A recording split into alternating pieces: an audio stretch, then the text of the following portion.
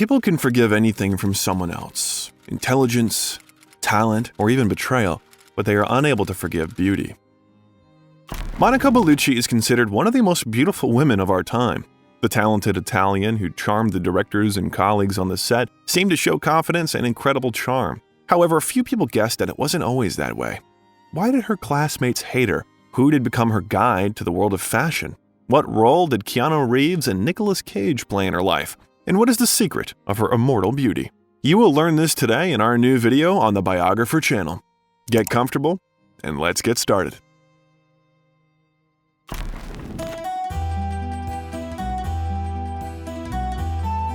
Monica Anna Maria Bellucci was born on September 30th, 1964 in the small town of Città di Castello, located in the Italian province of Umbria, 33.5 miles from the capital of the region, the city of Perugia. Life seemed to have stopped there. Every fashion trend and every technological innovation was perceived negatively by residents. Women, like several centuries ago, wore black dresses. Day after day, men gathered on the verandas of small cafes to discuss important political events, drink good wine, and play chess. Brunella Briganti, the mother of Monica, was born in a traditional and very loving family. The strict upbringing and customs of the city did not suit the windy nature of the artist, so when she turned 18, she immediately went to study in Perugia. A year before graduation, Brunella met a farmer of Iranian origin, Pasquale Bellucci, who had come to Città di Castello a few years earlier. Their relationship drew condemnation from the townspeople and the young woman's parents. Despite that, Brunella and Pasquale got married. At first, the newlyweds lived very poorly, but gradually their financial situation improved. The only thing that upset the couple was that they could not have a child for a long time. They started saying in the city that it was my mother's punishment. They said that it was because she married a person of a different nationality. However, despite the doctor's predictions and neighbors' gossip, a few years after the marriage, Brunella got pregnant. 9 months later, a healthy girl was born, whom it was decided to name Monica. Of course, with the birth of a daughter, the hatred for the Bellucci family in the city was totally out of line. Brunella stopped going to Sunday services, and it turned out that the Catholic Church did not want to baptize the child. It was a real shock for a young woman with a Catholic upbringing. After a huge number of insults and humiliations, she still managed to agree on the baptism of her daughter. The pretty girl caused disgust and fear among the neighbors from birth. The boys were forbidden to play with her, and the girls did not want to be friends with Monica. The older the girl got, the more problems she had because of her appearance. Once in the 7th grade, Monica and her classmates went on an excursion. After returning from it, the children stayed at school, and one classmate had the idea to heat a 50 lira coin in the stove and then put it on Monica's face. Fortunately, the teacher entered the room in time and nothing bad happened that day. Until a certain moment, Monica was not interested in studying. The girl had no close friends at school and preferred to spend all her free time with her parents, who loved her daughter very much. I grew up a calm and introverted girl. I still don't like parties. Monica became more and more attractive with age. Italian men, without shame, shouted obscenities at her, and women treated her with even more hostility. The most embarrassing thing was that she was treated as a pretty, and therefore stupid, girl at school. When Monica answered correctly in class, the teacher said that she was lucky, but when her answers were wrong, they said condescendingly that pretty girls didn't need to know much. Sometimes she wanted to prove that she was not just beautiful, but also smart and intelligent. Once in the women's restroom in school, the girl was ambushed by her classmates and beaten for her appearance. Monica finally realized that she would leave Città di Castello at the first opportunity and never return here. From that moment, she did not allow any exceptions regarding her studies, and the girl began to perceive every mention of her beauty as a personal insult. By the age of 13, I suddenly became even more beautiful, but inside, I still remained quite shy, Bellucci recalled. After all, people do not change radically. They only find the necessary skills. A woman's life is so amazing and so interesting. Childhood, feelings of security, teenage complexes, turning into a woman, the science of being a wife, the science of being a mother. I always wanted to be independent. I earned money from the age of 14 and I ran away from my provincial town where I was suffocating. I still can't stay in one place for a long time. I moved from city to city. In 1978, Monica was finally transferred from the ordinary, comprehensive Leonardo da Vinci School to the Linguistic Lyceum. There, she began to learn English, French, and Spanish. Although she had only a few summer months to prepare and study Spanish and English, Monica became a better student almost from the first months. No one dared to accuse her of getting grades for beautiful eyes. The girl preferred not to recall the Leonardo da Vinci School. Soon she entered the Liceo Classico, the oldest type of educational institution in Italy, where children study for 5 years, from 14 to 19. The main subjects here were ancient Greek, Latin, French, Spanish and English, philosophy, and literature. In the very first lesson, the literature teacher Sergio Palenzani made a comment on Monica's bright makeup. I remember her well. She was the most beautiful of all, but her makeup was very noticeable. I kept telling her, "Take a sponge and wash off that heavy makeup." Monica believed that makeup was one of the forms of protection. Many women feel vulnerable without it, the actress said. Cosmetics can be a way of creating a certain distance between us and other people. But at the same time, makeup is a kind of generosity because we strive to be beautiful not only for ourselves, but also for the sake of others. Cosmetics change not only the face, but also the personality. Monica decided that going to the Lyceum would mean a new life for her, and so it happened. Only the problems remained the same. The girl never had any friends. The cinema became Monica's favorite form of entertainment.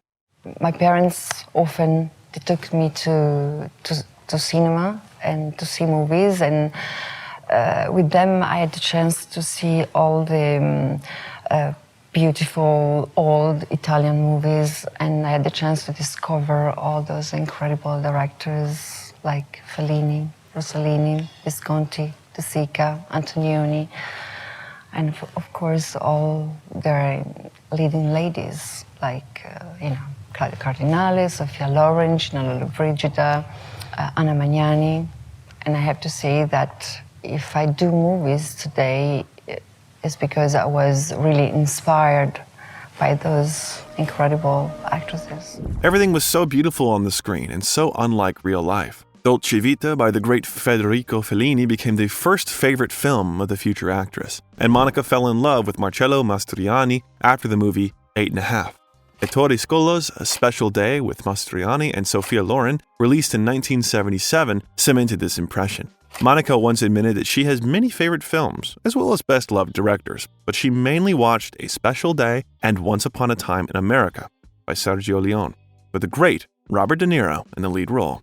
One day, going to the hairdresser, Monica talked to the local barber, Piero Montanucci.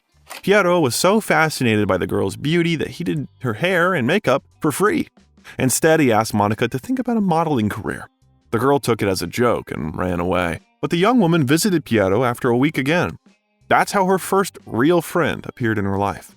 Piero Montanucci gently but insistently persuaded her to try herself as a model. The more they persuaded her, the more Monica got angry at the thought of a career on the catwalk. The hairdresser appealed to the fact that none of her parents would be able to pay for the legal education that his friend dreamed of getting, but she would be able to pay working as a model. Monica agreed to a test photo shoot, and Piero was very happy because of that. He took her to Milan to a photographer he knew, and they made the first portfolio for the girl. The photographer immediately fell in love with the young model and began to tell her the advantages of the work as a model. The girl was so fed up with Piero's tirades that she cut the photographer off mid-sentence and said sharply that she intended to become a lawyer. After returning to Città di Castello, Monica lived as before. Surprisingly, she was not considered the most beautiful girl at school. This title was for the funniest and most popular girls. However, the boys soon became interested in Monica, although they were afraid of her. From the day Monica was born, the neighbors gossiped that the girl was the devil's child. Beauty inspires poets but offends mediocre people. Someone perceives beauty as an insult. Beauty provokes curiosity and rage and makes people aggressive. When a beautiful woman enters a room, most men feel desire and most women feel anger. When Monica was 17, she was asked out by Maurizio Frattini. As usual, the girl refused him, but the boy decided not to give up, and his persistence paid off. Mauricio and Monica became friends and then fell in love with each other. In addition to her first love, Monica was preparing to enter the university, which Mauricio did not like very much. The young man's mother was also not happy with the chosen one, who she did not call anything other than a fallen woman. Monica once again succumbed to the persuasion of her favorite hairdresser and agreed to an advertising photo shoot which he organized for her. She received a decent amount of money for a 17-year-old girl. Monica was going to spend the money on her studies. The boy was again dissatisfied. Soon after their first quarrel, Mauricio left for Perugia. He was 2 years older than Monica and had already finished school. In parting, the girl informed Frattini that she would soon join him at the university. The young man just smiled and said, You are the dream of every man here. You already have crowds of suitors. You will meet someone, get pregnant, give birth to children, and cook for your large family. It's great, but I want more." These words stuck in Monica's memory. All dreams of a quiet family life in the hated Quinta di Castello were dashed. She tried to learn how to cook, make friends with his mother, seem interesting and listen to him, but it turned out that he did not even think of connecting his fate with her. Everyone has their first love. I had it too. It was great for a moment, but that story didn't end well. There is a woman for marriage and there is one for beauty. He said something like this.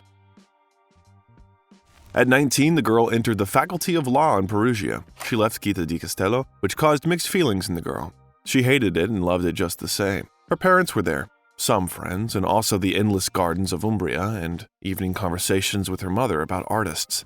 After many years, this town became a tourist town. They started coming here for one simple reason. Monica Bellucci was born here. Maurizio Frattini also decided to become famous at the expense of a famous ex-girlfriend and gave a scandalous interview to one of the magazines about his relationship with Monica, for whom Frattini became the first man. The actor said only, "What a good memory he has and what a boring life it must be." Residents recall Monica carefully, and the actress herself does not like to come to her hometown.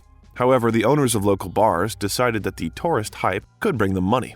On the advice of Piero Montanucci, they created an alcoholic cocktail, Dedication to Monica, based on champagne and pomegranate.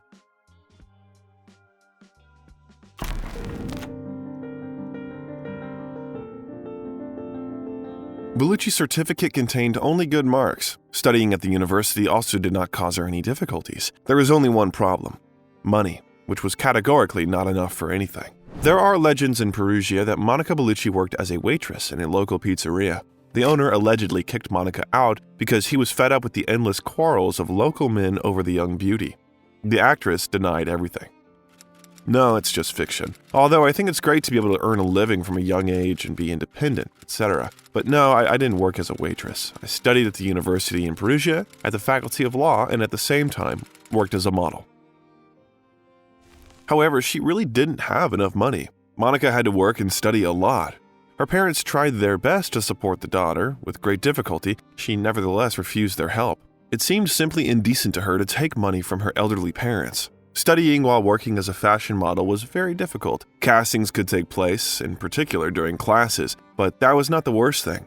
Much worse was that only 1 out of 10 castings meant work. A few hours of waiting in the lobby, a few minutes in front of the photographer and the advertiser, and then all over again. The girl was paid decent money for the first photo shoot. She has already calculated everything. A few photo sessions a week and you can pay for your studies and provide yourself with everything. But everything turned out to be completely wrong. It was necessary to run around the city from 7 in the morning until 10 in the evening, and not Perugia at all, but Milan or at least Rome to organize a couple of photo sessions a week. The girl did go to Milan a couple of times, but the travel and accommodation costs proved to her the unprofitability of such trips, and the city itself was not interesting to the young model. But she loved Rome with all her heart. The Italian capital fully corresponded to her ideas about an ideal and free city. For me, Rome is magic. For me, Rome is something incredible. I'm not Roman, I'm from Umbria. I come to Umbria to see my family, but Rome is my haven. The lack of money for a long time was derailing. Studying in constant tension seemed simply unbearable. At lectures, Monica thought only about where to get the money to live, and at work, how to pass exams. The girl was not very interested in her personal life at that time. She rejected elderly men who offered her the role of dependent. Such proposals seemed disgusting to her. "The main value for me is freedom," Bellucci said. "I need to do what I think is right, but for this, I need to be able to be responsible for the decisions made. In my opinion, it is pointless to be young and beautiful and become dependent on some rich man, to waste life endlessly. Beauty should help us find harmony, love, and meaning in this crazy world." Most of all, the girl wanted to prove that she was not only beautiful but also intelligent, especially when she met her ex-boyfriend Maurizio at the university. The young man laughed at their first meeting when he learned that Monica had entered law school. Later, at every opportunity, he would say something offensive to her. Verbal disputes, surprisingly, encouraged and gave Bellucci strength, and she studied even harder. Once, after a class, she ran into a local bar for a coffee. The modeling agency director, who had come to Perugia to recruit models, sat at the corner. He recognized Monica as a girl who was at the casting, successfully passed it, and only later found out that it was a selection not for a one-time advertising campaign, but for a permanent job at the agency. And that's why she had to refuse. However, now the director decided to convince the beauty to accept the job. He listened to the girl, put his business card on the table, and left. The next day, Monica went to Città di Castello to see her parents and Piero. She came and announced with confidence in her eyes that she wanted to become a model. It was her final decision. The next day, she announced that she was going to Milan. I realized that I would never see her again and let her go. I preferred to just live, Bellucci recalled. I was very young but grew up early because I needed to become economically independent. It made me live an adult life, but I was still very young. Beauty is really an advantage if you know how to use it. I didn't know how to do it right then. I remember being told once that it was like having a Ferrari. If you don't know how to drive, there is no point in such a car. When I was a quiet young lady, I wanted to prove to everyone that I still have brains. Now I don't care. When Monica arrived in Milan, she constantly felt a vague sense of mistake. It seemed that she would betray the dream of her life. Bellucci was firmly convinced that she was wrong, sold herself, and was no better than her friends who had become dependents. In mid-1988, the young beauty signed a contract with the world-famous model agency Elite Model Management. At the signing, director John Casablancas asked about her height and weight. The girl lied about her parameters, attributing to herself the extra 1 inch of height, subtracting 17 pounds, and 4 years of her life. John smiled and asked that at least one of the 3 characteristics be true. In fact, the girl turned 24, but in the modeling business, this age was considered old. So she took 4 years off, and from that moment, all the modeling agencies of the world said that Monica was born in 1968. Elite Model Management was not going through the best of times at the time. The agency has just recovered from an internal crisis and is starting to get back on its feet. Monica Bellucci became John Casablancas' trump card and the new face of the company.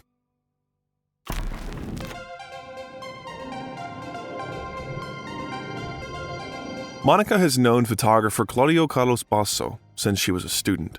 We met in 1987 when I was modeling to pay for studying. Then for a while we lost sight of each other and met again about a year later.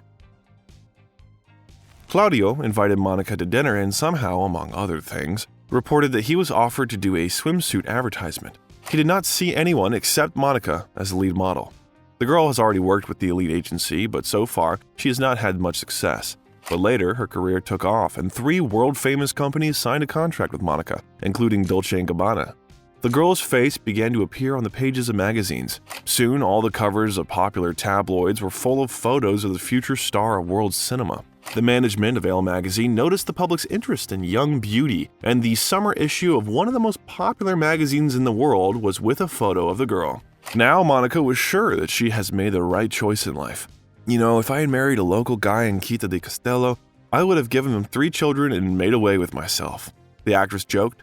Well, the fact that I didn't become a lawyer, I don't regret that either. No. Now I often work with lawyers, and sometimes their work seems too boring to me compared to what I do. Life always shows the only correct way out of a situation, and everything always turns out for the best. In 1988, Bellucci got the title Discovery of the Year 1988. The girl became a frequent guest at social events. She began to be invited to fashion shows in Paris, New York, and London. And besides, she was happy in a new relationship with the same photographer, Claudio. She had all the components of happiness, freedom, a beloved job, and love. Basso was also gaining momentum in his career. When they first met, Monica was an unknown pretty girl, and he was already a fashionable photographer to whom queues of models lined up who dreamed of making a portfolio with the master. Despite all expectations, Claudio was not at all eager to photograph Monica. He could not come to terms with the fact that his beloved would become much more successful than himself. The longer the girl's business trips lasted, the more he resented such a separation. On the other hand, Claudio believed that a woman has the right to self-realization and success, but only in theory, not in practice. Meanwhile, the cover for Elle magazine caught the eye of famous director Dino Risi. The young model's face seemed ideal for the role of a fatal temptress in his new film, Life with the Kids. Monica was surprised by the offer, but still agreed to the casting request. Cinema was my passion, but so far away from my reality. And actually, I started out as a model because it was the easiest way to escape from my provincial life. I went to Milan, and then I went to Paris, then I went to New York. I was interested and fascinated by the world of photography and images, and I had the chance to work with incredible photographers like Helmut Newton, Stephen Meisel, and Bruce Weber, and Fabrizio Ferri, and Oliver Toscani. And through pictures, I had the chance to get into movie business. Before coming to the set, she had time to familiarize herself only with her lines, which were few. Most of the time, it was just a matter of posing, which she always knew how to do. The plot captivated her. Some moments were so ridiculously intertwined with her life that it became embarrassing. The girl thought it was especially funny that one of the characters was called Mauricio, who was played by then unknown Nicola Ferrin. He instantly fell in love with Monica. Monica also liked the cheerful and handsome guy. In addition, they were of the same age, but Nicola had already managed to play many episodic roles, and for Monica, it was all new. She didn't want to look silly in front of Giancarlo Giannini, who had the lead role, but there was nothing to be afraid of with Nicola. Their friendship continued even after the end of filming. Adriano! Finalmente. Sai quanto tempo è che non ci vediamo? 6 settimane, 3 giorni e un'ora. Claudio saw that Monica was slipping away from him. Now she was either on the road or with Nicola. Basso decided to go to the extreme and propose to Monica. The young beauty suddenly agreed. On January 3, 1990, a couple of months before the release of the film Life with the Kids, Monica Bellucci and Claudio Carlos Basso got married. They decided to sign in Monaco. They both loved being there. Only a few friends from the groom's side, Claudio's parents and his sister, were present at the modest ceremony. The actress never said why her parents were not at the ceremony. She generally does not like to remember the beginning of her career. I would not like to be 20 again for anything in the world. I am much happier now than then, because at that age we are still getting to know ourselves, trying to understand what we want to be, suffering from insecurity. Now I know exactly what I need and what I can live without. Monica began to get job offers as an actress after the release of the film Life with the Kids. In general, the work was not much different from shooting at a photographer. Seeing how easily the girl undresses in front of the camera, the directors offered her minor roles where 4 beauties were supposed to spend 5 minutes on the screen naked. Bellucci refused most of these offers in favor of model work. In 1991, the film La Rifa was released. Monica had to play a young woman who was forced to sell off her property to take care of her daughter. It was already a full-fledged debut in the cinema. She could show her acting skills, which she had just begun to learn. The star said that the art of being a woman is in many ways similar to acting, so it was not difficult for her to learn how to act. Meanwhile, the contract with the elite agency was extended, so the issue of work was not so urgent. She was already the face of the Dolce & Gabbana brand and a very successful fashion model. For world fame, she lacked only a couple of centimeters in height and should lose a dozen kilograms in weight. Neither the first nor the second was impossible. The first is by definition, and the second is due to a severe form of chronic laziness. Monica never burdened herself with sports and diets. Of course, she periodically arranged 3-day fasting, having only vegetables in the diet, but she never had enough for more. Get up at 5 a.m. to get to a gym and then be on set at 6? Impossible. So instead of going to the gym, I dress in black.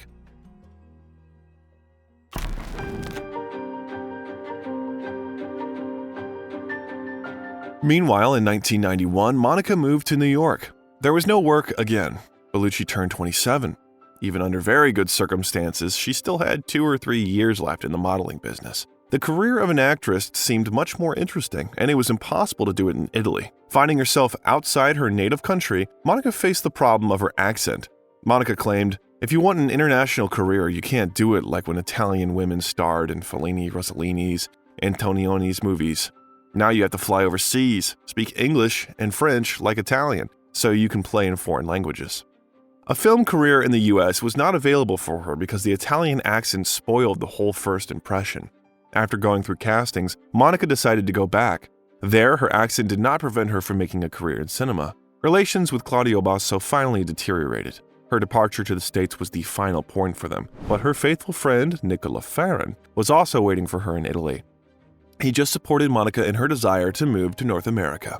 Despite all the difficulties in life, the beauty quickly found a job in the cinema.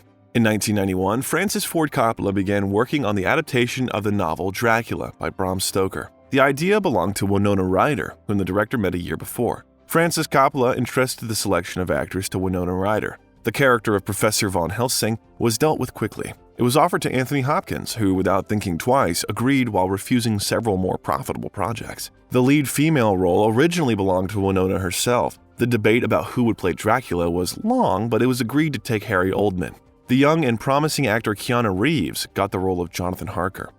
By the way, the video with this handsome guy is already on our channel. Follow the link in the description of this video and learn more about the star of The Matrix and his career.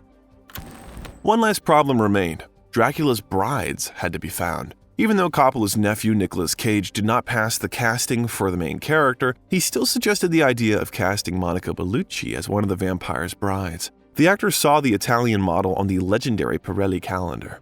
I need such an appearance that can awaken in a man the lowest instincts, which are called diabolical. When I saw her photo, I exclaimed, "She is a temptation." We take her without auditions. When the entire cast was assembled, Coppola set a day for the first reading of the script. Monica, along with two other brides of Dracula, Michaela Berchu and Florina Kendrick, were also invited, although they had almost no lines. While reading, Keanu had trouble with the text, which caused some concern. However, Monica supported the actor, and after that, they had sympathy for each other. Later, the actors were called. When I saw Keanu, I fell in love with the acting profession. I thought if all actors were so cute and shy, I wanted to meet them. He is a very kind and shy person. Coppola was nervous about filming the scene of Jonathan's seduction by Dracula's brides. After 5 takes, the director called out to the actor, "Have you ever kissed a woman?" Monica resolutely grabbed Keanu's hand and left the pavilion. Back in an hour, Monica and Keanu played their scene perfectly. I didn't have so much to say. I just said the in the film. In the movie, right? Yeah, not so much. But anyway, it was a great experience for me because I was just in the beginning and I was still a model. So for me, it was a great moment to be there with Francis Ford Coppola. And, As a result of the painstaking work of the actors, director, and crew, the film became a real sensation in 1992 and received 3 Oscars for the best costumes, sound effects, and makeup, 4 Saturn Awards, and $215 million at the box office. By the time the picture was released, Monica Bellucci was in Italy and came to the States only for the film premiere. She managed to win, but it was not enough to stay. The accent and pronounced appearance of the Italian did not leave her any chance for a career in Hollywood. However, now her departure no longer seemed like a defeat. Coppola's role opened many perspectives in European cinema. The strange friendship with Keanu Reeves continued even after the end of filming. Journalists initially tried to attribute the romance to them, but the rumors quickly came to naught.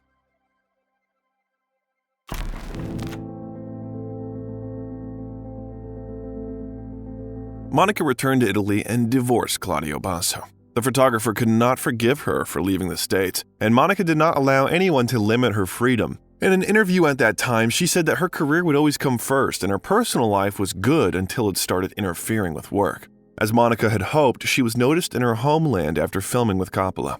Now she was invited to the film festivals but not to the role. The maximum that was offered to her was a cameo. Therefore, Bellucci continued to work as a model. Contracts with the best fashion houses in the world made it possible not to think about the means of livelihood. In 1993, the director Marco Modugno offered Monica the lead female role in the TV movie Brigante, Amore e Libertà. The eccentric Costanza did not bring success to the actress. The film was not even shown in cinemas.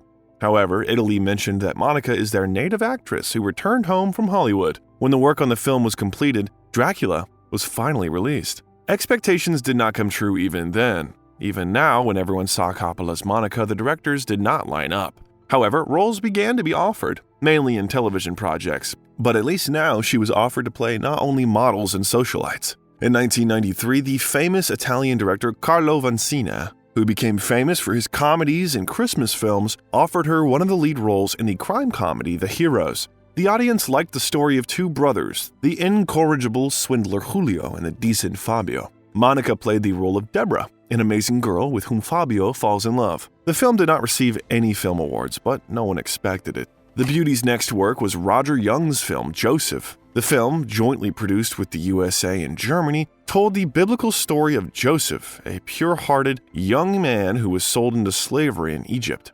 Bellucci agreed to participate in the project without any expectations of success. However, unexpectedly for everyone, including herself, the role of the Pharaoh's wife made Monica famous. She began to be recognized on the streets, invited to talk shows, and asked for interviews.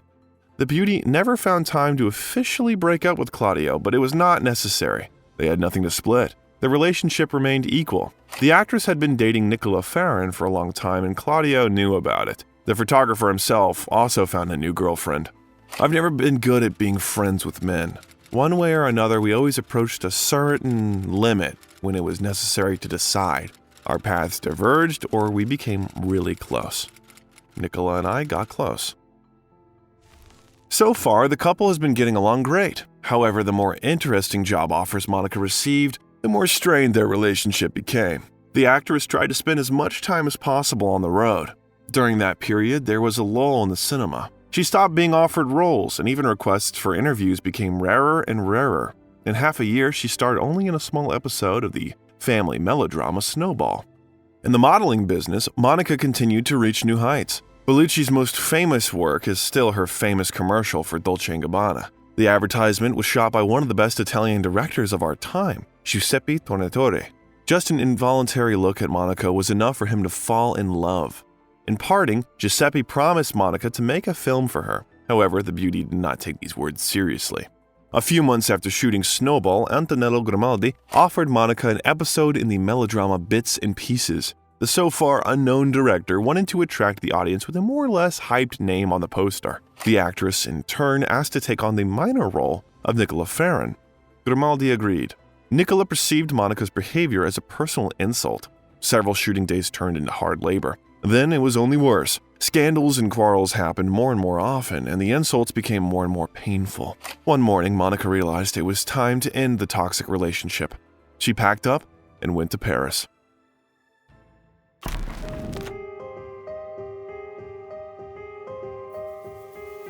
Monica was not worried about the relocation for a long time. She was fluent in English, French, and, of course, Italian. But this was not enough.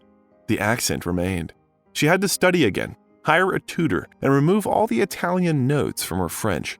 The lessons bore fruit. Film director Gilles Mamuni approved her for one of the lead roles in his first feature film, The Apartment. As always, she had to learn a few lines, but this time it was not a minor, but the lead role of a fatal beauty.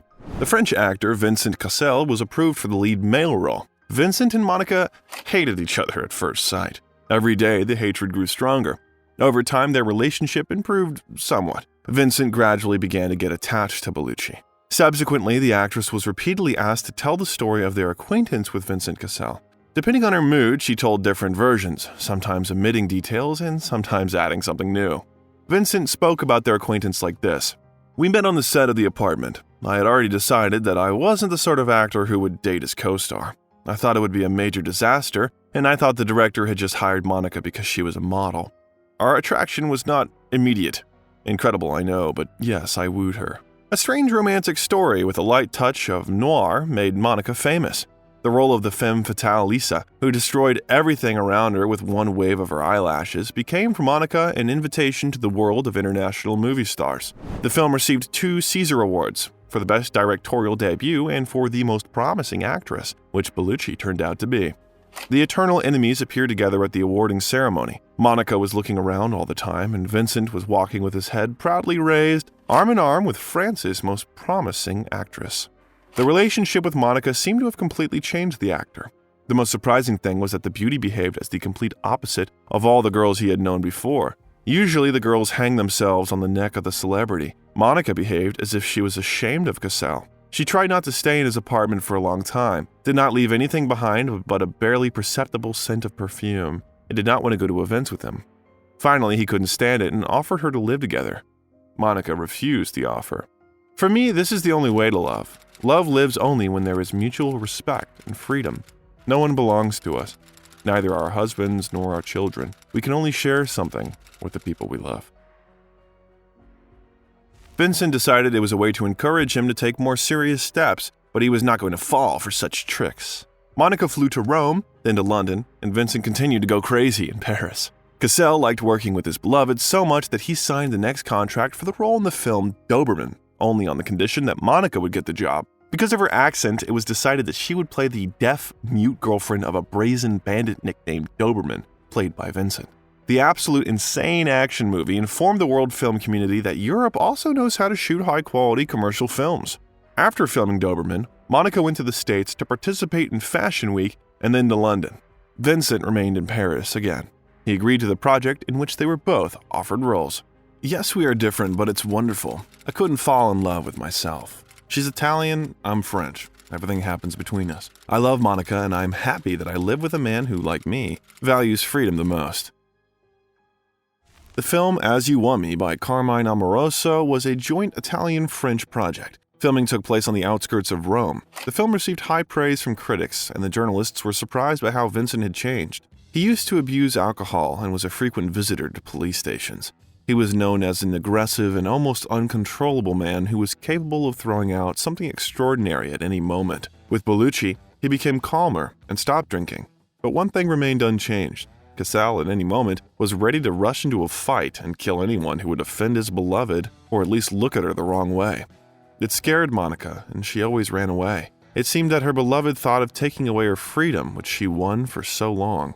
About once a month, Monica invented a very urgent matter for which she needed to be in London. In 1998, she even bought an apartment in the capital of the UK. Here, she rested from the noise in the role of a star. Only there did the actress turn into an ordinary woman who melted into the crowd. No one ever approached her for an autograph, even if someone recognized her. For Vincent, the giant Rio de Janeiro became the dream city. He first came there in 1993 and immediately fell in love with the noisy and controversial city. In early 1997, he dared to show it to Monica. In addition, Vincent tried with all his might to find joint projects with Monica. In 1997, they starred together in the film Pleasure and Its Little Conveniences, and then in the short film Compromise. Despite acting in films, Monica was not going to leave her modeling career. In 1997, she again appeared on the pages of the most elite Pirelli calendar in the world. No one has ever been honored with such an honor. An invitation from Pirelli is a world-class recognition. This calendar is considered a kind of Nobel Prize in the world of fashion. The photographer in 1997 was Richard Avedon, one of the most famous photographers in the world who at various times photographed such stars as Marilyn Monroe, Charlie Chaplin, the Beatles, and others. Working with Avedon was a childhood dream for Monica. Unable to bear the separation from his beloved, Vincent proposed to her, and the Italian beauty said no. However, Cassel did not give up and proposed marriage once again. And again, refusal. Although in one of the interviews, the actress said that she had already decided to marry her lover, but she was not going to agree so easily. Monica was on the set of the crime comedy Like a Fish Out of Water when Vincent got drunk, got in the car, and drove into the oncoming lane. He has already regained consciousness in the hospital. Monica was sitting by his bed with a mournful expression on her face. It was then that she accepted his proposal of marriage. "I thought that being a widow is more prestigious than being a former lover," the star joked. In the summer of 1999, the wedding of Monica Bellucci and Vincent Cassel took place in Monaco. The couple decided not to contact wedding agencies, which they soon regretted. Problems with the organization accumulated like a snowball. Everything annoyed Vincent. Monica, as always, was unmoved. Everything suited her. The couple decided to hold the ceremony first and then invite the guests, but the journalists found out about everything in advance. So they waited for the couple from the very morning without any invitation. Cassel later recalled, "I was very angry because we didn't have enough time for anything, and I had to act like a freak doing all sorts of things. It was really up to the two of us, and also, I was wearing shorts." After the wedding, it turned out that the newlyweds had nothing in common. The only thing that united them was work and love. Since childhood, the actress was afraid of becoming a traditional wife and spent her whole life in the kitchen, so there was nothing traditional about their newly created family. They saw each other a couple of days a month. Vincent was exhausted with jealousy, and yet they were as happy as ever. Monica was offered more and more interesting roles. Most of all, she liked comedies and adventure films, so she gladly agreed to play the girlfriends of gangsters and lovers of thieves. In 1999, Bellucci went to the States to shoot the film Under Suspicion. The thriller, starring Gene Hackman and Morgan Freeman, seemed destined for success, but the audience thought otherwise. Despite positive reviews, the surprisingly elegant thriller failed at the box office. That year, Monica turned 35, which by the standards of Hollywood is already an old age. In America, actresses of her age shared the contacts of plastic surgeons who promised to restore youth. On the sidelines, couples were discussed in which the wife was a couple of years older than her husband and considered it critical for the relationship. Monica was 2 years older than Vincent, but even Vincent didn't know that. In all the questionnaires, the woman indicated 1968 as the year of her birth for many years. In the autumn of 1999, the premiere of another film with the participation of a promising couple called Unruly took place in France. When I work with him, I don't think that he's my husband, you know? It's just an actor, and I have to give my best. He has to give me his best. The story of a disobedient man named Pete who returned from prison and had to sort out the wreckage of his own life seemed interesting to Vincent and Monica. The actress in the film played the role of Pete's ex-girlfriend, Margaret, who left him for her husband's brother, George. The relationship between the actors on the set was not very good. Vincent did everything to act in the same films as Monica, but he physically could not see someone hugging his beloved, even if it was just a role. The French public liked the action movie Unruly, but it was not successful at the global box office. In the summer of 2000, another work with Bellucci in the lead role was released, in the movie Frank Spadone. She played the role of a beloved woman of a thief and con artist who had the misfortune of falling in love with his victim. The film was shot in the middle of the 99th, and according to Monica, the film was the last in a series of roles of the thief's girlfriends. She was tired of adventurous comedies and wanted to act in serious films. And while Monica is looking for new roles, we suggest you click on the subscribe button and the bell. We find the most interesting information about the filmography and personal life of your favorite stars. Subscribe so you don't miss new videos.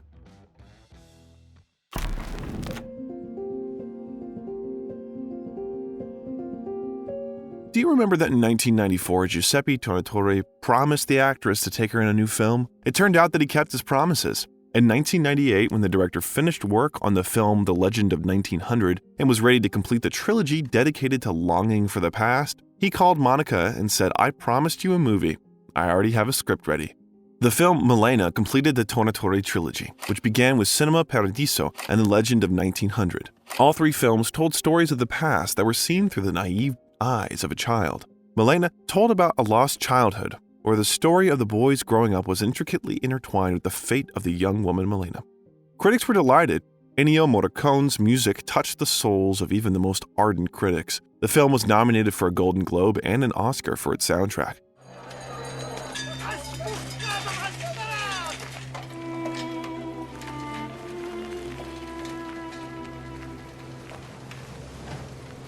Giuseppe really selected the script especially for Monica. Remembering the actress's stories about her hometown, he searched for the right plot for a long time.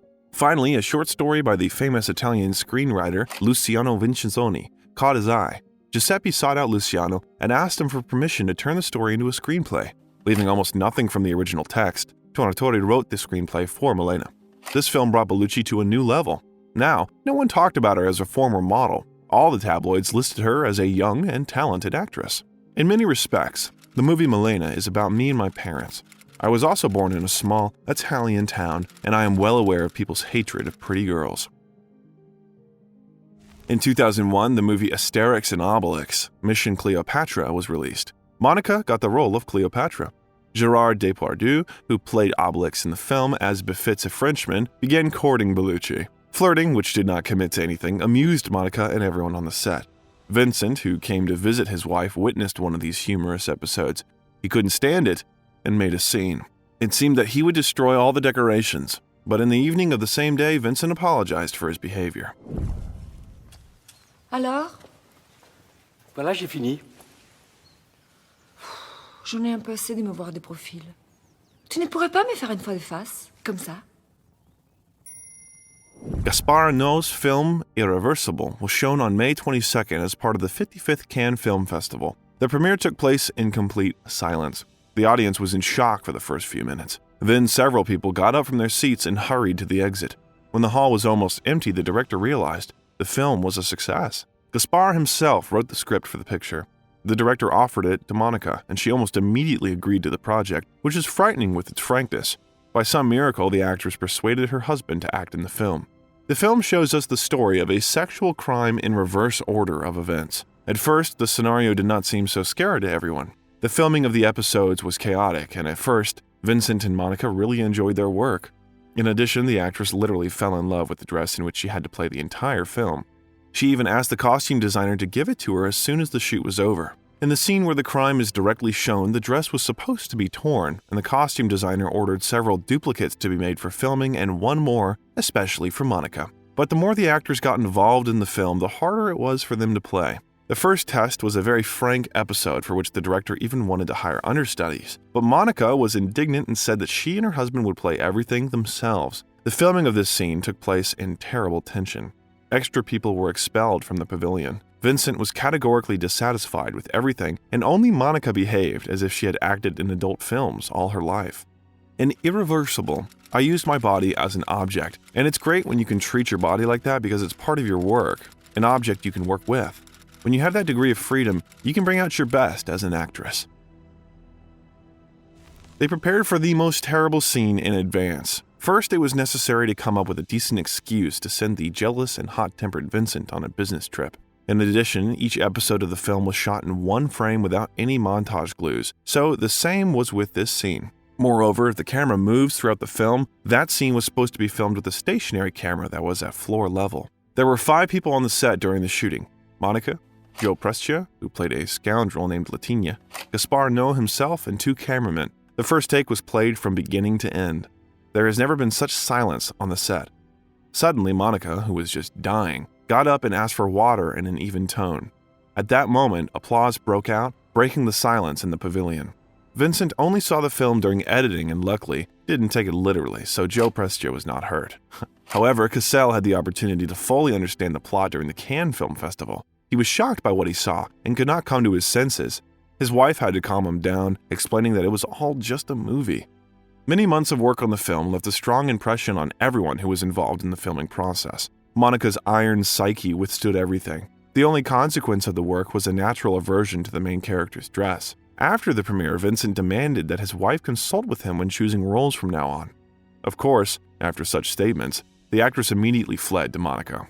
Wanting to have someone is absurd by definition. We are all free people. When we limit someone's freedom, feelings die instantly. Monica plunged headlong into a new project. Even before filming in Irréversible, she signed a contract for the picture Remember Me, My Love. Filming started on time. Now there was something distracting in this escape from the difficulties of family life. Monica had to play an ordinary Italian woman in Gabriele Muccini's film. She was not a fatal beauty who destroys the lives of everyone who comes across her way, but a woman with a lot of family worries and a disgusting husband. The role of Monica was excellent. In the fall of 2002, the actress went to Hawaii, where she was supposed to star in the military drama Tears of the Sun. Her shooting partner was the famous Bruce Willis. By the way, we already have a story about this Hollywood hero on the channel. We invite you to take a look. We promise it will be interesting. No one wanted to work on that film. The script was written by a retired employee of the so-called Second Joint Task Force, a special branch of the elite special forces of the Canadian Armed Forces. The story was based on real events. A beautiful and touching script was immediately bought for a screen adaptation, but filming was delayed. Bruce Willis wanted to act as a producer of the project as the story impressed him with its sincerity. When the work process began, new difficulties appeared. The unbearable heat exhausted even Monica, who was used to the sun. The entire film crew was forced to undergo a military training course. The actors who played Lieutenant Waters' squad suffered the most, but Monica also had to do a sport she hated. In the atmosphere of heat and absolute humidity, filming was unbearable. And then tragedy struck. Stuntman Michael Barber and 8 other colleagues had to jump with a parachute. They were all supposed to land on the beach, but strong winds blew 3 people into the ocean. The 2 were saved, and Michael died during the stunt. The film received positive reviews, and immediately after filming, Monica signed a contract for the role of Persephone in the project The Matrix Reloaded and The Matrix Revolutions. A long time ago, when we first came here, it was so different. He was so different. He was like you. I'll give you what you want. There, the actress was glad to see a familiar face. In the 9 years that they did not see each other, Keanu Reeves changed a lot. The actor experienced a family tragedy, the death of his wife and daughter. He hardly smiled and behaved very introverted. However, it seemed that the man felt more comfortable next to Monica. They spent a lot of time together, but no one thought that the actors could have an affair. The following year, Monica was offered to play the role of Mary Magdalene in Mel Gibson's project The Passion of the Christ. Despite waiting for the director, Monica was in no hurry to accept the job. She was always very wary of religion. I was raised Catholic, but I'm an agnostic. I can't talk about things I can't explain. I believe in the power of energy. I respect people, I respect life, but when I die, everything will be over. However, she agreed to the role of Mary Magdalene in the film about the last hours of Jesus Christ's life. At that time, she was already perceived exclusively as a Hollywood star, which she always abjured. They decided to film it in the languages of that time: Latin, Archaic Hebrew, and Aramaic. It slowed down the filming process. The distribution company was also not happy with such a decision. The spoiled American viewer is not used to reading subtitles while watching a movie. However, the distributors were really scared when the director wanted to remove the subtitles from the film. It was supposed to leave only ancient languages in the picture. The distribution company said it would terminate the contract if the film was released without subtitles. Monica said, "Of course, it's nice to star in such a successful film. It seemed risky. Everyone told me, the movie's not even in English, you'll never find distributors, and why do you need another movie about Jesus?" But when I met Mel Gibson several times, I immediately liked him, and I understood that he is a talented director. The Passion of Christ is a very strong, frank, and honest project.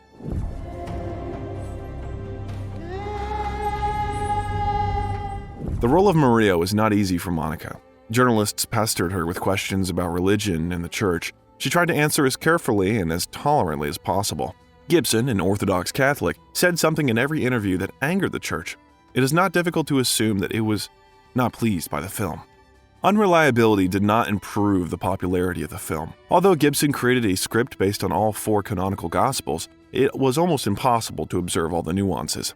The film was also accused of excessive cruelty, so during the premiere, one of the viewers had a problem with her heart, fainted, and died the next day in the hospital. It caused a new wave of criticism. Monica defended the film.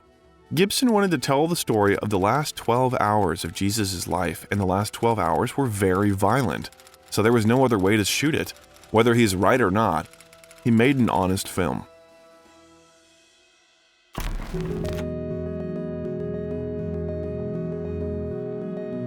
A year later, Monica and Vincent met again on the set to play in Frederick Schoendorfer's crime drama Secret Agents. It was the first project for Cassel after an almost 2-year break. The couple, who had not spoken for 2 years, reconciled on the set. Newspapers wrote about their divorce so often that no one believed in a happy ending. Despite all the talks, the couple was together again. After the end of filming, Vincent suddenly offered Monica to have a baby. The woman did not protest. Back in mid-2003, the Daily Mail wrote that Bellucci was infertile. Allegedly, she underwent a medical examination, which showed that the possibility of pregnancy was minimal. The star denied that information. At the same time, she signed a contract to star in Spike Lee's She Hate Me, and she had to fly to the States again. Vincent also took on new projects. Despite being busy, the couple met more often than usual. They came to each other's places for filming, found a few days for a joint weekend in Europe, and seemed happy. They spent most of their time in Italy. On one of these weekends, the actress announced that she was pregnant. I was happier than ever. Monica's the best thing that happened in my life. I think that I did the right thing, that I decided to wait for her. Monica decided to devote time to herself and the future child in the last few months of pregnancy. She and Vincent turned down roles to spend as much time as possible together. In 2004, Italy passed a law that banned artificial insemination, as the Catholic Church has always been categorically against it. The outrageous and cruel law angered Monica, and as a protest, the star appeared naked for Vanity Fair. At that time, she was already 7 months pregnant. On September 12, 2004, the 39-year-old star gave birth to a girl who was named Deva, after the mother goddess, the female incarnation of God in Hinduism. During pregnancy, Monica practiced yoga and various Hindu practices, so she decided to name her daughter in honor of an ancient deity. When the girl was shown to her for the first time, the actress suddenly realized that she wanted to breastfeed. If earlier the star was convinced that she would not do that to not lose shape, now she was not worried at all. The press was convinced that Monica would run away from the maternity hospital to the set the next day. Articles expressed hopes to see the actress who had gained weight and lost all her beauty. Despite all expectations, the actress suspended all current projects and settled in London with Vincent and her daughter. Vincent also turned out to be a good father and never left his wife and newborn daughter for a moment. She will be a polyglot with us. Her mother speaks to her in Italian, her father in French, and she lives in London where English is spoken. A few months after giving birth, Monica was offered the role of the Mirror Queen in the fairy tale film The Brothers Grimm. Rumors about the unsuccessful project circulated in Hollywood a year ago. Director Terry Gilliam started filming in 2004, but the process was accompanied by constant failures. The apotheosis was the dismissal of the cameraman. Already signed contracts with Nicole Kidman and Anthony Hopkins had to be terminated as they could not participate in the project, which was delayed. Bellucci was invited to play Kidman's role. Matt Damon and Heath Ledger starred in the film, but during the filming decided to switch roles. The character of the Queen was written from the real-life historical figure Elizabeth Bathory. She became famous for being the most mass serial killer of all time. When Monica agreed to star in the film, she was pestered with questions about what she was willing to do to preserve her youth. Previously, Monica made statements like, "I know many women who dream of finding a recipe for eternal youth and beauty, and no one and nothing can stop them from finding the ingredients for this recipe, no matter how strange it turns out to be. They are sure that the main thing is how they look, and as they grow old, their world and life crumble. In Hollywood, if a man tells a woman that she is beautiful, most likely this woman has had plastic surgery, works out 2 hours a day at the gym, and spends huge amounts of money on cosmetics and fashionable clothes. As a result, too many American actresses and models look like girls. Perhaps this is because men are afraid of real women and gravitate towards teenage women, feeling much more confident. But deep down, they like the female form much more than skin and bones. I don't like to work out and will never go under the plastic surgeon's knife." Now, she spoke more restrained on such topics. Look at me, Jacob.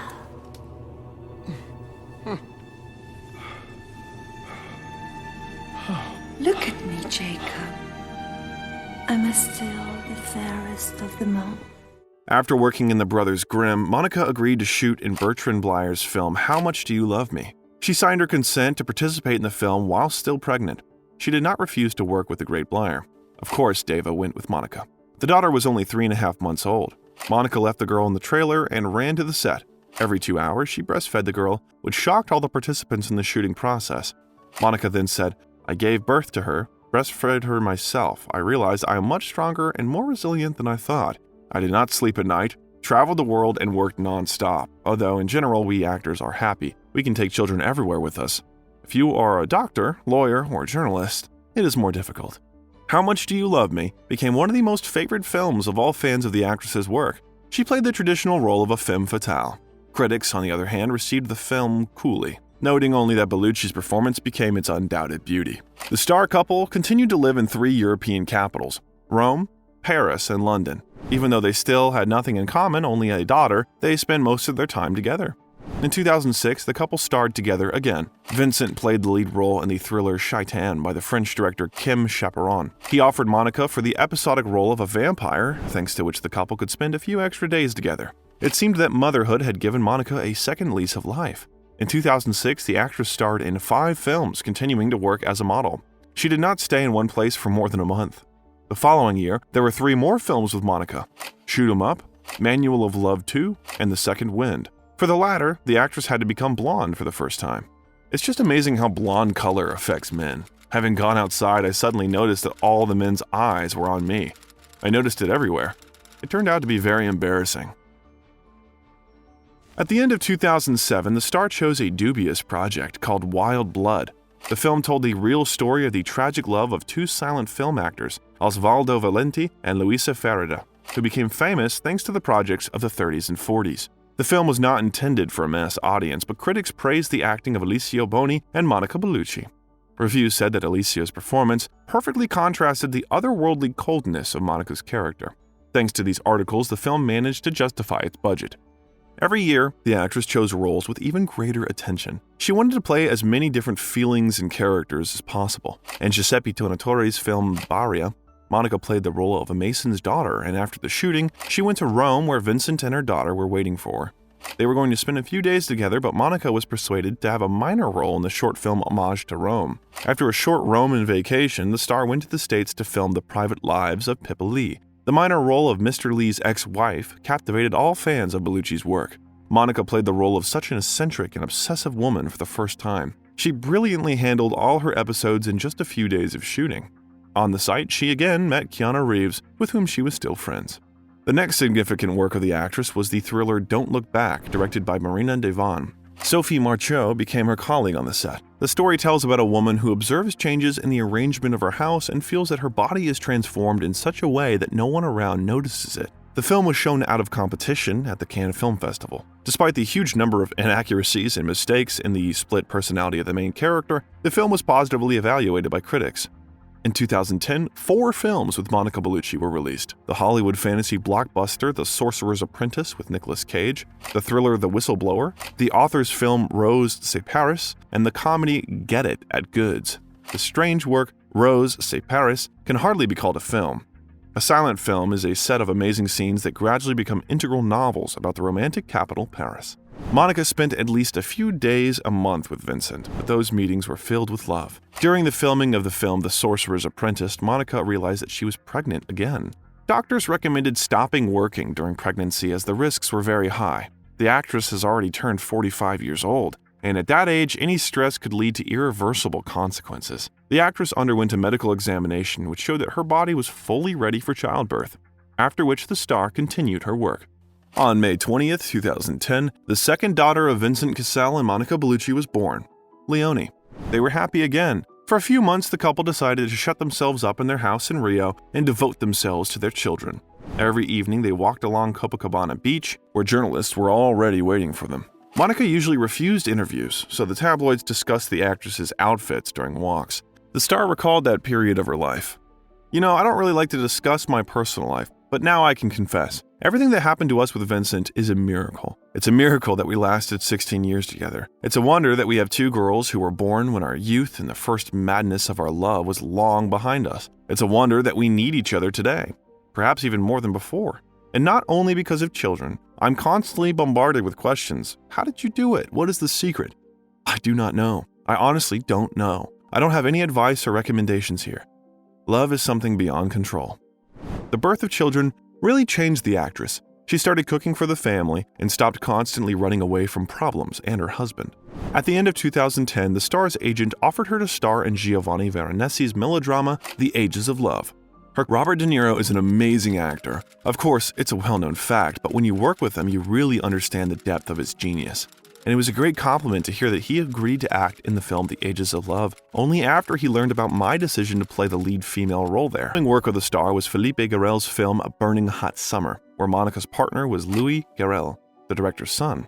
The actress appeared on the set with her youngest daughter, Leonie, whom she also decided to breastfeed. The girl literally lived in a trailer for several months. Monica played her scenes with stunning calmness and hurried to her daughter. The film was shown at the Cannes Film Festival in 2011. Fringe critics have not long been used to the poetic and plotless films of Garel, but even they did not understand the director. The acting, according to critics, was definitely there, but Monica Bellucci in the role of the wife of the obsessed Louis Garel looked ridiculous. However, the film still became an event, and only thanks to one scene, the film opened with a shot of naked Monica. The star treated such public interest with irony. In my opinion, nudity in this film is poetic, elegant, and romantic, and I don't understand why everyone was talking about it at the festival. Dangerous Method was shown nearby, a film in which Keira Knightley is tied to a bed and whipped. Why hasn't anyone talked about it since Keira Knightley is so hot and she's only 25? Why was everyone discussing the shot with a naked 47-year-old woman instead?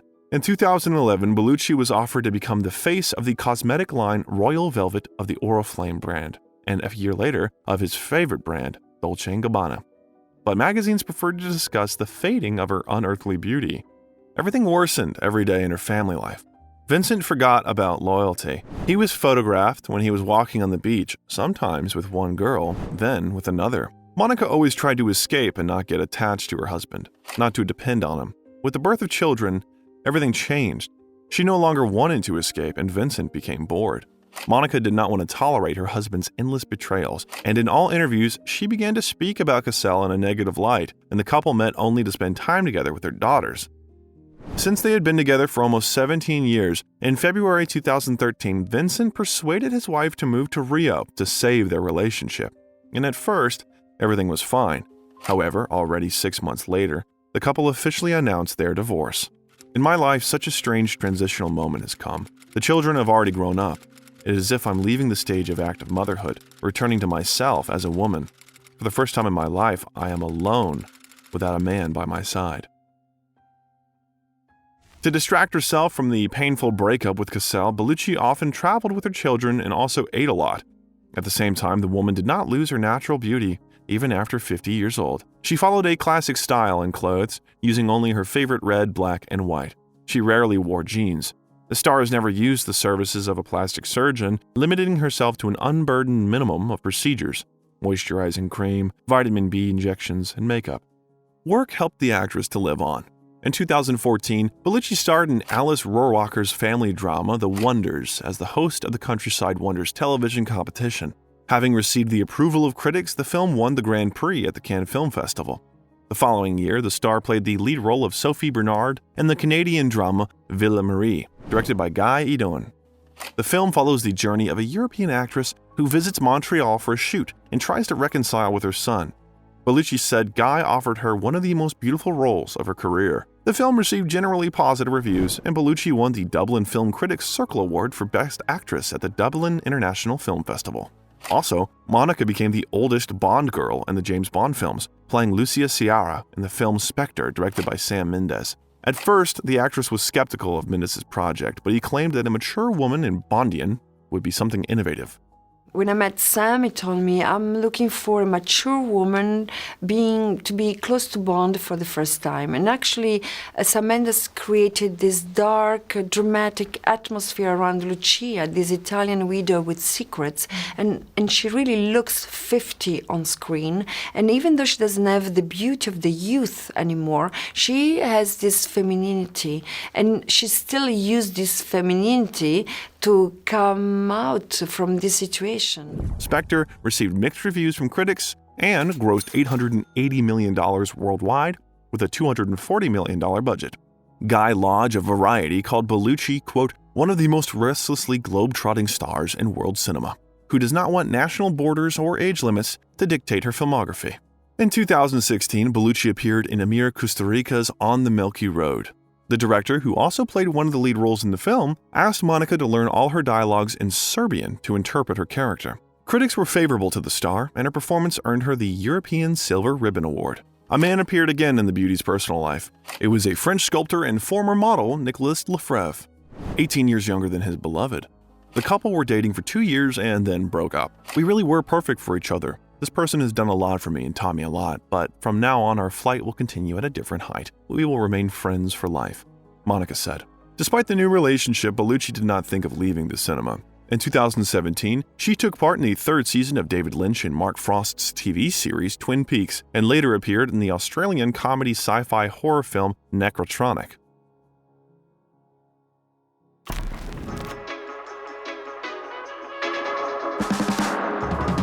Even after 50 years old, the Italian beauty looks great and continues to act in movies and pose for fashion magazines. I'm not obsessed with my weight. I've always been a curvy woman, never thin. That's my nature. And I want to grow old peacefully. When you are 50 or 60, you don't have the same needs as when you were 20. Bellucci is still building an acting career, alternating film d'auteur with blockbusters. In 2019, the actress played a cameo role in the film The Best Years of a Life and also took part in a one-man show directed by Tom Wolfe. Maria Callas' Letters and Memoirs is a narrative form of the letters of the Greek opera singer Maria Callas, one of the most famous opera singers of the 20th century. During the Second World War and the occupation of Greece by Italian troops, she performed on various stages, and after the war, she was accused of singing to the occupiers, as a result of which Maria was banned from performing. Bellucci recited the opera Legends or Memoirs alone on stage, wearing 2 dresses that belonged to Callas. It was the theatrical debut of the actress, which soon began to gather up to 4,000 people every night. The same year, Monica's eldest daughter, Deva, tried her hand at the modeling business, starring in an advertising campaign for Dolce & Gabbana, and won over fans with her natural beauty. The star mother supports the young model in all her endeavors. In 2021, Bellucci received the David Special Award for Career Achievement at the 66th David D. Donatello ceremony. She went on to interpret Maria Callas' letters and memoirs and brought it to London at Her Majesty's Theatre, Paris at the Theatre Châtelet, as well as Istanbul, Los Angeles, and Monaco. In January 2023, at 58 years old, she performed a play at the Beacon Theatre in New York. Bellucci is currently in talks to star in Beetlejuice 2, where she plans to play Beetlejuice's wife. Also, the actress is in a relationship with the legendary Tim Burton, the film's director. The couple does not talk about their relationship, but the paparazzi have caught the lovers several times while walking around Europe. Well, you can think what you want about our today's star, but it's fact. Hard work, constant self-improvement, and endless faith in one's abilities can pave the way to success. Was it easy for Monica? No, it wasn't, even considering her natural beauty. But natural abilities and talent helped her get on the right path. We can wish her to find that true love that won't limit her in self-realization, and of course, new significant roles. Monica Bellucci is far from the only beautiful actress whose beauty has brought her both fame and trouble. Many other talented women were offered similar roles and not taken seriously because of their attractive looks. Click on the video that appeared on your screen and learn more about one of them. And before that, don't forget to like it. Well, that's all for today. Biographer was with you. Take care and see you soon.